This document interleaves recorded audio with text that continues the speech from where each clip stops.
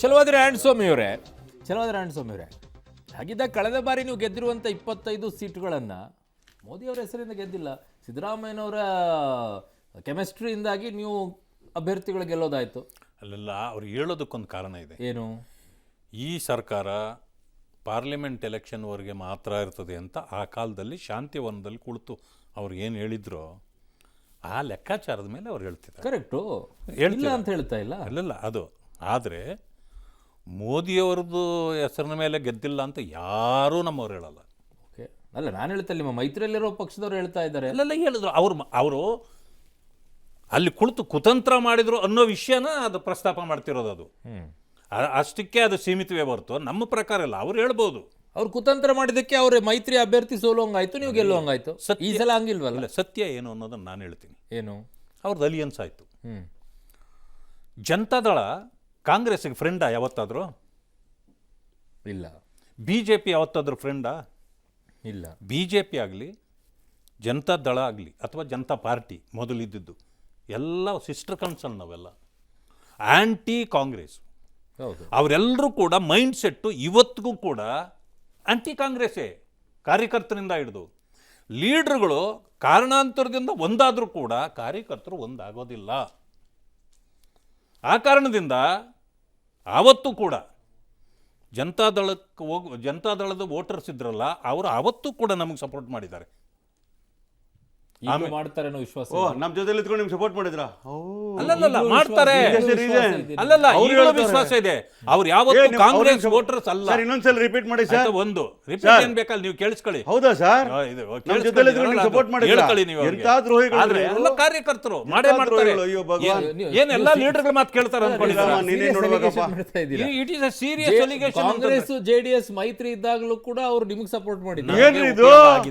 ನಾರಾಯಣ ನೀವು ಮಾಲೆ ಆಗ್ತಿಲ್ಲ, ಸತ್ಯ ಹೇಳಿ. ಆಮೇಲೆ ಕಾಂಗ್ರೆಸ್ನವರು ಕೂಡ ದ್ರೋಹಿಗಳು ಯಾರಾಗಿದ್ರೆ ಸಪೋರ್ಟ್ ಮಾಡಿದ್ದಾರೆ. ಕಾಂಗ್ರೆಸ್ ಅಲ್ಲಿರೋ ವೋಟರ್ಸು ಕೂಡ ಕಾಂಗ್ರೆಸ್ ಮೋದಿಯನ್ನ, ನೀವು ರಾಹುಲ್ ಗಾಂಧಿಯನ್ನು ಒಪ್ಪೋದಕ್ಕಿಂತ ಹೆಚ್ಚಿಗೆ ಮೋದಿಯನ್ನು ಒಪ್ತಾರೆ. ಹಂಗಲ್ಲ ನಾರಾಯಣಸ್ವಾಮಿ ಸರ್, ಕಾಂಗ್ರೆಸ್ ನಾಯಕರೇ ಮಾಡಿದ್ರು. ಕೋಲಾರದಲ್ಲಿ ರಮೇಶ್ ಕುಮಾರ್ ಅನ್ ಟೀಮ್, ಹೌದು. ಮಂಡ್ಯದಲ್ಲಿ ಚಲರಾಯಸ್ವಾಮಿ ಅನ್ ಟೀಮ್, ತುಮಕೂರಲ್ಲಿ ರಾಜಣ್ಣ ಅನ್ ಟೀಮ್ ಎಲ್ಲ ನೇರವಾಗಿ ಮಾಡಿದ್ರು. ನಮಗೆ ಕಾಂಗ್ರೆಸ್ ಗಂಗಾಧರ್ ಮಾಡ್ತಾರೆ ನಿಮ್ಮ ಬಗ್ಗೆ ಹೇಳ್ತಾರವರು, ನೀವು ಎಷ್ಟು ಶಾಸಕಗಳು ಅಂತ ಹೇಳ್ತಾರೋ. ಕೋಲಾರದಲ್ಲಿ ಮುನ್ಸ್ವಾಮಿ ಕ್ಯಾಂಡಿಡೇಟ್, ನಮ್ಮದು ಒಂದೇ ಒಂದು MLA ಇರಲಿಲ್ಲ, ಇವತ್ತು ಇಲ್ಲ. ನಾವು 2 ಲಕ್ಷಕ್ಕಿಂತ ಹೆಚ್ಚು ಮತ ತಗೊಂಡೇ ಇರಲಿಲ್ಲ. ಅಸೆಂಬ್ಲಿ 8 ಸೆಗ್ಮೆಂಟ್ ಅಲ್ಲಿ 2 ಲಕ್ಷಕ್ಕಿಂತ ಹೆಚ್ಚು ಮತನೇ ಬಂದಿಲ್ಲ. ನಾವು ಗೆದ್ದಿದ್ದು 2 ಲಕ್ಷ 10,000ದಲ್ಲಿ. ಎಲ್ಲಿಂದ ಬರ್ಬೇಕು ಓಟ್ಗಳು? ಕಾಂಗ್ರೆಸ್ನವರೇ ಕರ್ಕೊಂಡು ನಾವು ಗೆಲ್ಲಿಸ್ತೀವಿ ಅಂತ ಗೆಲ್ಸಿದ್ರು. ಮುನಿಯಪ್ಪನ ಸೋಲಿಸಿದವರು BJP ಅಲ್ಲ, ಕಾಂಗ್ರೆಸ್ನವರೇ. ಅಲಯನ್ಸ್ ಪಾರ್ಟಿ ಯಾರ್ಯಾರು ಮುನಿಯಪ್ಪನ ಸೋಲಿಸಿದ್ರು, ಯಾರ್ಯಾರು ಅವರೆಲ್ಲರೂ ಸಿದ್ದರಾಮಯ್ಯನವರ ಕೊಠೇರಿನೇ.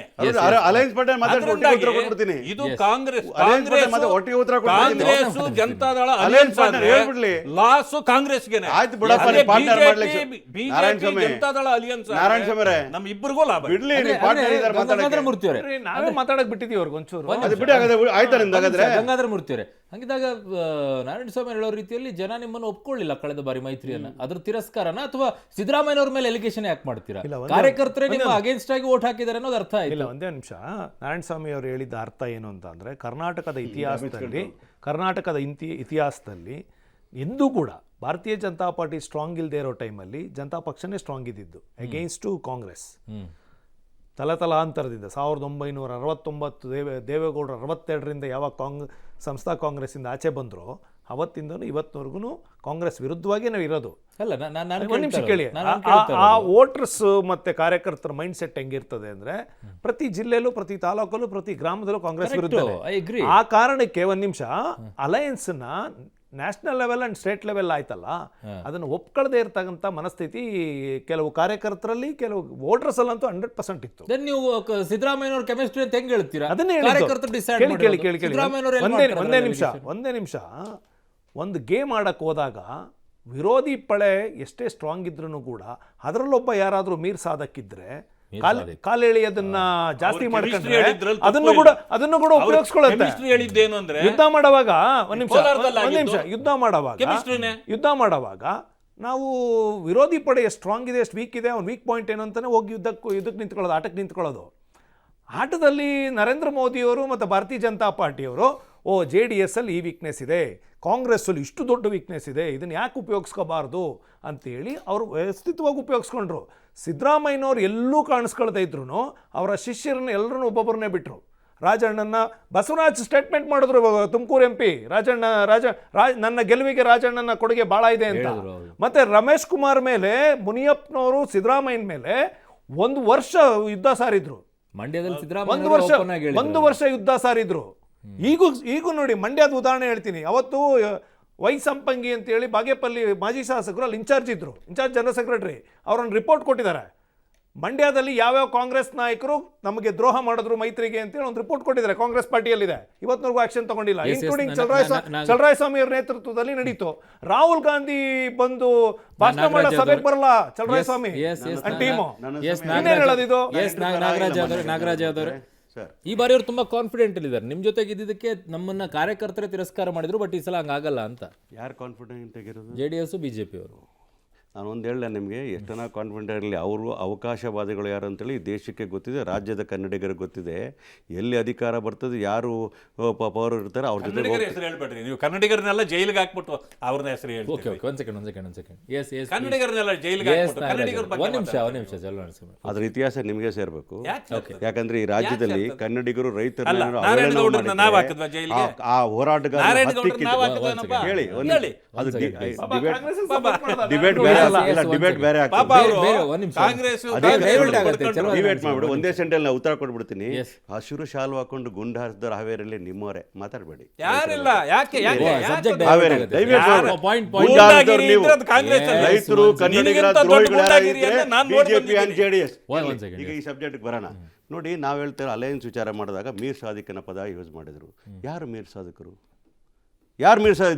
ಧರ್ಮ್ ಸಿಂಗ್ನ ಸರ್ಕಾರನ ಬೆಳೀತಂತರು ಬಸ್ಗಳನ್ನ ತಗೊಂಡೋಗಿ MLAಗಳನ್ನ ಕರ್ಕೊಂಡು ಹೋಗ್ಬಿಟ್ಟು ಸಿದ್ದರಾಮಯ್ಯ ಪಾರ್ಟಿ ಬಿಟ್ಟು ಆಚೆ ಹೋದ್ರು. ಅವಾಗ ಬಿಟ್ಟು ಕಾಂಗ್ರೆಸ್ಗೆ ಹೋದ್ರು. ಮೀರ್ ಸಾದಿಕರ ಇದ್ರೆ ಮಾನ್ಯ ಕುಮಾರಣ್ಣವ್ರನ್ನ ಕರಿಬೇಕಾಗ್ತದೆ. ಯಾಕಂದ್ರೆ ಅವತ್ತು ಸರ್ಕಾರನ ಧರ್ಮ್ ಸಿಂಗ್ ಸರ್ಕಾರನ ಧರ್ಮ್ ಸಿಂಗ್ ಸರ್ಕಾರ ಮೀರ್ ಸಾದಿಕ್ ಕೆಲಸ ಮಾಡಿದ್ರು ನಿಮ್ಮ ನಾಯಕರು ಅಂತ ಹೇಳ್ತಾ ಇದೀನಿ. ಅದ್ರ ಜೊತೆಗೆ ಹೇಳ್ತೀನಿ ಕೇಳಿ, ನಾವು ಹೆಚ್ಚು ಸೀಟ್ ತಗೊಂಡ್ರು ಕೂಡ ಕೇವಲ 37 ಸೀಟ್ ಇದ್ರು ಕೂಡ ನೀವು ಅಧಿಕಾರ ಕೊಟ್ಟವಲ್ಲ. ನೀವು ವೆಸ್ಟರ್ನ್ ಹೋಟೆಲ್ ಕುತ್ಕೊಬಿಟ್ಟು BJPಯಲ್ಲಿ ಒಳ ಒಪ್ಪಂದ ಮಾಡ್ಕೊಂಡು ನೀವು ಪಾರ್ಲಿಮೆಂಟ್ ಎಲೆಕ್ಷನ್ ಅಲ್ಲಿ ಇವತ್ತು ಹೇಳಿದ್ರ ನಾರಾಯಣ ಸ್ವಾಮಿ ಸತ್ಯ ಹೇಳಿದ್ರಲ್ಲ, JDSನವ್ರು ನಮ್ಗೆ ಸಪೋರ್ಟ್ ಮಾಡೋದ್ರಿಂದ ಮತ್ತೆ ಹೆಂಗ್ ಸೀಟ್ಗಳು ಬರ್ತದೆ ನಮಗೆ. ಒಂದ್ ನಿಮಿಷ ಇರಿ ಸರ್, ನಿಮ್ ಸತ್ಯ ನಿಮ್ಗೆ ಸತ್ಯ ಇಲ್ಲ, ನೀವು ನಮ್ಮಲ್ಲಿದ್ದೇ ಹೋದವ್ರು ಇರೋಣ. ನಾರಾಯಣ ಸ್ವಾಮಿ ತುಂಬಾ ಸತ್ಯಗಳು ಗೊತ್ತು. ನಾರಾಯಣ ಸ್ವಾಮಿ ತುಂಬಾ ಸತ್ಯಗಳು ಗೊತ್ತು. ಯಾಕಂದ್ರೆ ನಮ್ಮಲ್ಲೂ ಕೂಡ ಅನುಭವಿಸಿದ್ರ ಅಧಿಕಾರ. 3 ಸಲ ಚೇರ್ಮನ್ ಯಾರು ಹೇಳಿದ್ರು ನಿಮ್ಗೆ? ಕೇಂದ್ರದಲ್ಲಿ ಚೇರ್ಮನ್, ಇಲ್ಲೂ ಚೇರ್ಮನ್ ಹೇಳ್ಬಿಡಲ್ಲ. ಡಿಬೇಟ್ ಬೇರೆ ಆಗ್ತದೆ ಬಿಡಿ. 3 ಸಲ ಗೂಟದ ಕಾರು ಇರ್ಲಿ, ನಮ್ ಬ್ರದರ್ ಇರ್ಲಿ, ಗೂಟ ಅಷ್ಟೇ ಇರ್ಲಿ, ಗೂಟದ ಕಾರು ಕೊನೆ ಗೂಟ ನಮ್ಗೆ ಹೊಡೆದ್ಬಿಟ್ರು. ಕೆಲಸ ಮಾಡಿದ್ರೆ ಯಾರಾಗಿದ್ರೆ JDS ಅವರು ಅವ್ರ ಹತ್ರ ಹೋಗಿದ ಕಾರಣಕ್ಕೆ ನಾವು ಅಷ್ಟೊಂದು ಸೀಟ್ಗಳು ಸೋಲಿಕ್ಕೆ ಕಾರಣ. JDS ಜೊತೆ ಹೋಗ್ತಾ ಇದ್ರೆ ಮಿನಿಮಮ್ 15 ಸೀಟ್ ಮಾತಾಡಿಸ್ತೀನಿ ಸರ್.